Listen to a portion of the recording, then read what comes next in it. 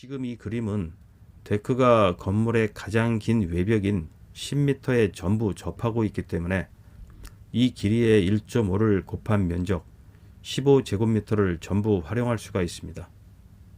비록 데크의 폭은 일정하지가 않지만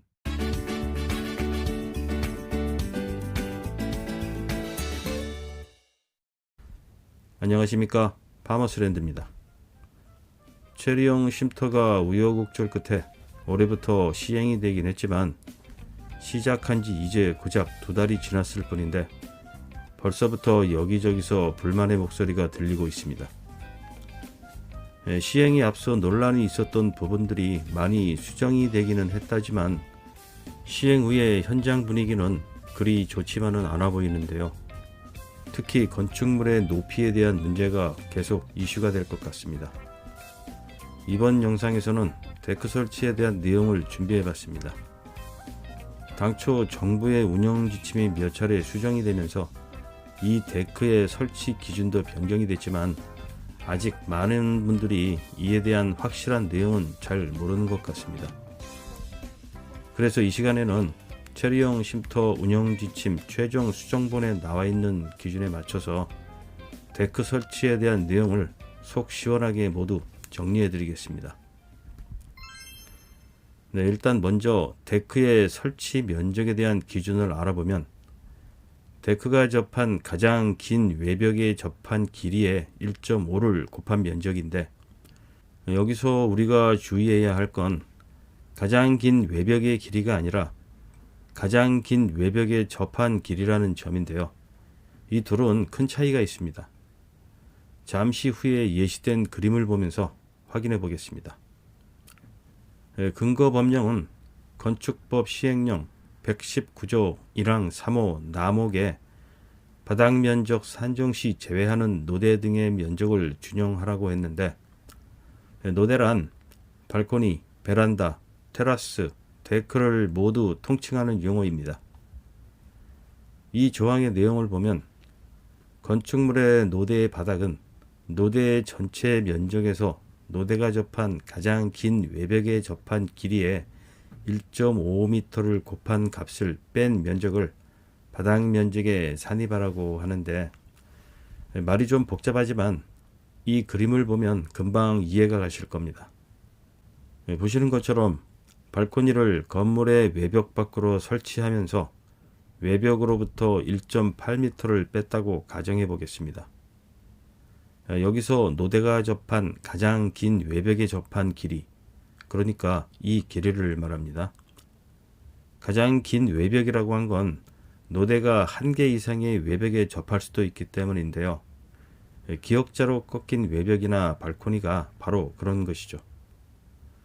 이 길이에 1.5를 곱하면 이 면적이 나오는데, 노대 전체 면적에서 이 면적을 뺀 나머지 면적이 바닥 면적에 산입이 된다는 것입니다. 말하자면 이만큼의 공간만 서비스 면적으로 줄 테니 나머지 면적은 실내의 면적에 포함하라는 것이죠. 그러면 그만큼 실내 공간을 줄여야겠죠. 그래서 이 건축법의 내용이 체리형 쉼터의 데크에도 그대로 준용이 된다는 것인데요.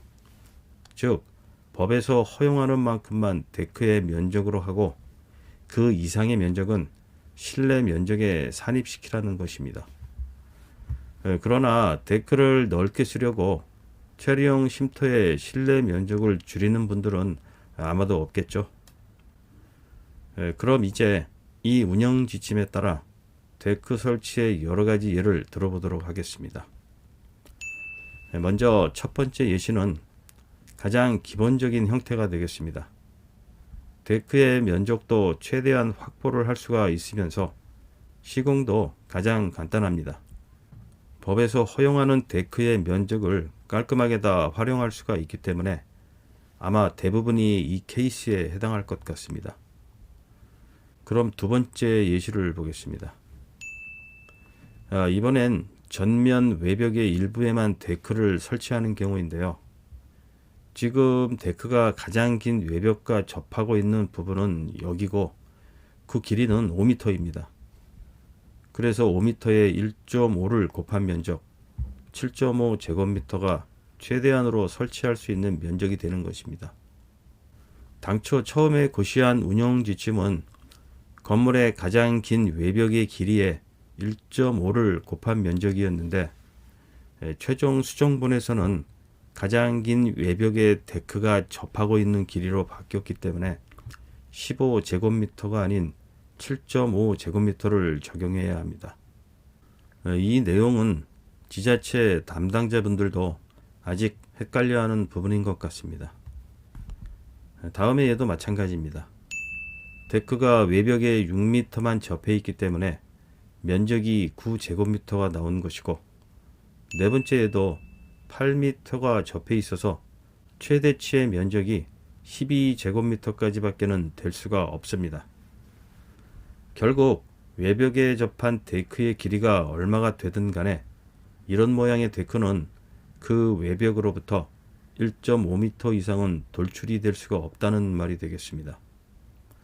그러니까 다음과 같이 설치하면 안 된다는 것이죠. 보시는 것처럼 이 데크는 폭이 외벽으로부터 1.5m가 넘어갔는데 이렇게 만들면 안 됩니다. 따라서 이런 형태의 데크도 또 이런 형태의 데크도 모두 설치 규정에 위반이 됩니다. 그렇다면 체류형 쉼터의 데크는 꼭 이렇게밖에는 만들 수가 없는 것일까요? 데크가 외벽으로부터 1.5m를 벗어날 수 없다면 이런 데크는 효율적으로 활용할 수가 없습니다.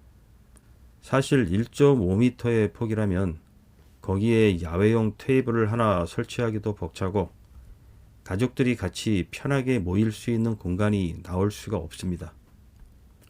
그래서 설치 규정에 저촉되지 않으면서 데크를 보다 다양하게 세팅하는 방법을 생각해 봤는데요. 바로 이런 방식으로 설치하면 될 것 같습니다. 보시는 것처럼 지금 이 그림은 데크가 건물의 가장 긴 외벽인 10m에 전부 접하고 있기 때문에 이 길이의 1.5를 곱한 면적 15제곱미터를 전부 활용할 수가 있습니다. 비록 데크의 폭은 일정하지가 않지만 운영 지침이나 관련 법령 어디에도 데크의 폭이 꼭 일정해야 되고 모양도 반드시 직사각형만 된다는 내용은 없습니다. 지금 이 모양은 그래도 나름대로 데크의 면적을 최대한 확보하면서 그 활용도를 높일 수 있는 형태인데요. 출입문이 왼쪽에 있다면 오른쪽을 활용할 수가 있고, 반대로 출입문이 오른쪽에 있다면 왼쪽을 넓게 쓸 수 있는 장점이 있습니다. 또 길이를 취향에 맞게 조금씩 조절해서 면적의 변화를 줄 수도 있습니다. 이 두 개의 직사각형인 A와 B의 면적을 합쳐서 15제곱미터만 넘지 않으면 됩니다. 그리고 지금 이 예시처럼 데크의 중앙 쪽을 넓게 활용할 수도 있습니다. 이런 경우는 이렇게 3개의 직사각형의 면적을 합산해야 되겠죠. 또 이 그림처럼 출입문이 중앙에 있다면 양쪽 끝을 좀 넓게 활용하는 방법도 있습니다. 역시 3개의 사각형 면적을 더해주면 됩니다. 네, 지금 보여드린 이런 방식은 규정을 위반하지 않고도 데크의 면적을 최대한으로 확보하면서 보다 효율적으로 사용할 수 있는 해법이 될 수가 있습니다. 그리고 꼭 사각형만 생각할 필요는 없습니다. 원형도 가능합니다. 이 그림처럼 발코니가 이렇게 타원형으로 시공된 아파트를 보신 적이 있을 겁니다. 직사각형보다 시공은 좀 어렵지만 실용성과 미관 때문에 이렇게 설계한 것인데요. 마찬가지로 데크도 이런 식으로 타원형으로 설치한다면 한결 부드러운 느낌을 줄 수 있고 미관도 좋아질 것 같습니다. 이 두 면적을 합해야겠죠. B의 모양이 정확하게 반원이 아니라면 계산이 좀 난해해집니다. 아마도 적분을 이용하면 될 것 같은데요. 수학에 자신이 있는 분들은 한번 도전해 보시기 바랍니다. 이에 비해서 삼각형의 데크는 면적을 구하기가 간단합니다.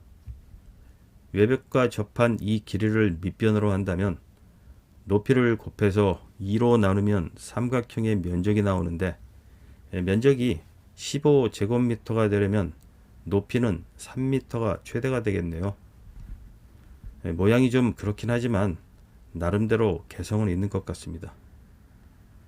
다음은 모서리를 끼고 90도로 꺾인 데크의 예를 보시겠습니다. 이 경우는 데크가 두 면의 외벽과 접하게 되는데, 보시는 것처럼 이럴 땐 세 개의 사각형으로 나눠서 생각해야 합니다. 지금 이 세 개의 사각형 중에서 가장 긴 외벽에 접해 있는 건 바로 이 부분인데, 외벽 전체의 길이인 10m에 접해 있기 때문에 설치 가능한 데크의 면적은 15제곱미터가 됩니다. 이 15제곱미터의 면적을 가지고 데크를 이런 모양으로 만들고자 한다면 그 폭을 줄이는 수밖에 없습니다. 그래서 이렇게 데크의 폭을 1m로 줄여줘야 합니다. 데크의 총 길이는 길지만 폭이 너무 좁아져서 그다지 실용적이지는 않아 보입니다. 이걸 다음의 예시와 비교를 해보겠습니다. 방금 전과 똑같이 기역자로 꺾인 구조지만 이번엔 데크가 외벽의 전체가 아닌 일부분에만 접해 있고 그 길이는 5m입니다. 그래서 이 길이에 1.5를 곱해야 하니까 최대치의 설치 면적은 7.5제곱미터가 되겠죠. 그래서 역시 이 면적으로 우측면까지 일정하게 데크를 연장하려면 이번엔 그 폭을 0.83m로 줄여야 합니다. 똑같이 90도로 꺾인 데크라 해도 방금 전에 보여드린 예와 그 면적이 많이 차이가 나는 것을 알 수 있습니다.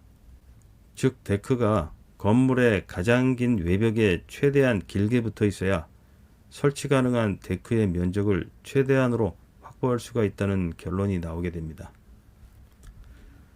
그럼 한 발 더 나아가서 이번엔 이 건물의 3면에 데크를 설치한다면 데크의 폭을 얼마로 해야 할까요? 이 그림 역시 데크가 가장 긴 10m의 외벽에 접해 있기 때문에 15제곱미터 안에서 해결을 해야 하는데, 데크의 폭을 0.83m로 줄여야 15제곱미터를 맞출 수가 있습니다.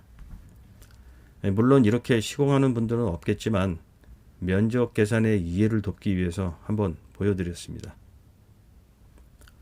마지막으로 이번의 예시는 좀 다른 경우인데요. 데크의 모양이 아니라 쉼터의 모양을 바꿔봤습니다.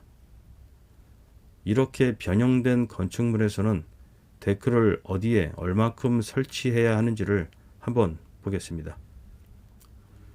이 경우 두 개의 사각형 면적이 쉼터의 면적이 되겠고요. 자연스럽게 데크를 이쪽에 설치해야 하는 구조가 나옵니다. 그래서 데크를 여기에 설치한다면 데크가 건축물의 두 개의 외벽과 접하게 되는데, 둘 중에 더 긴 외벽은 이쪽 면이고 그 길이는 6m. 그래서 여기서부터 1.5m까지가 데크의 면적이 되겠습니다. 그래서 이렇게 건축물이 기역자로 꺾여 있고 그 꺾인 부분의 안쪽에 데크를 설치하는 경우엔 두 면의 외벽과 접하면서 그 길이는 짧아지게 되고, 그로 인해 데크의 면적을 많이 손해볼 수밖에 없습니다. 마찬가지로 이런 구조의 건축물도 데크를 중앙에 설치하려고 한다면 3면의 외벽과 접하게 되는데요. 마음 같아서는 여기 이 공간에 다 채우고 싶지만 운영 지침대로라면 이렇게밖에는 안 됩니다. 참 아쉽죠. 그래서 이런 구조에서는 차라리 데크를 건축물 면적의 2분의 1 이하의 범위에서 자유롭게 설치할 수 있게 허용해 줬더라면 좋았을 거란 생각이 듭니다. 네, 이상 데크 설치에 대한 다양한 예를 알아봤습니다. 농막이든 체리형 쉼터든 실제로 여기서 생활을 해보면 느끼겠지만 이 데크의 존재는 생각보다 굉장히 중요합니다. 둘 다 농지 위에 지어지는 건축물이기 때문에 그 주변의 조경을 위해서 나무를 심는다든가 화단을 만든다든가 아니면 휴식을 위한 어떤 구조물을 설치한다든가 이런 게 전부 허용이 되지 않습니다. 그래도 그나마 다행인 점은 이 데크의 설치를 어느 정도 허용해 줬다는 것인데요. 이 영상에서 보여드린 여러 가지 설치 방법들을 다시 한번 잘 검토하시고 여러분들 취향에 맞게 다양한 휴식 공간으로 꼭 만들어 보시기를 바라겠습니다. 네, 그럼 데크 설치에 대한 오늘 영상은 여기서 마치겠습니다.